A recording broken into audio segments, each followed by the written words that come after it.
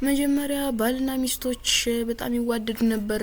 ሚስትየቱ ራሱ እርጉዝ ናት ምናምን ባልየው ለልጁ እያለ ልብስ ይገዛልታል ምናምን በጣም ይንከባከባት ነበር፣ ይወዳታል ምናምን በቃ ከልቡ ይንከባከባታል። ግን አንድ ቀን ውትድርና መሄድ ስለነበረበት የሆነ አሜሪካ ሀገር ነው መሰል የሚኖሩት ውትድርና ይሄዳል ማለት ነው። ውትድርና ሲሄድ ቻው ብላ ተሰናብቷለች። ልጅ እንዳረገዘች እሱም በስልክ ደህና ነሽ ወይ እያለ ይደውላታል። እሷም ጁሷን እየጠጣች ሰላም ነኝ ምናምን ትለዋለች።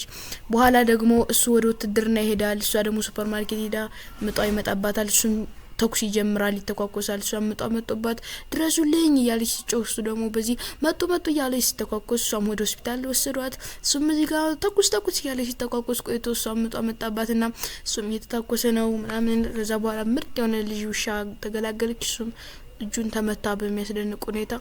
ስልክ ስደውልለት አያነሳም። ከዛ በኋላ መሞቱን ተነገራት ማለት ነው። በዚህ ጊዜ በጣም ከልቧ አለቀሰች።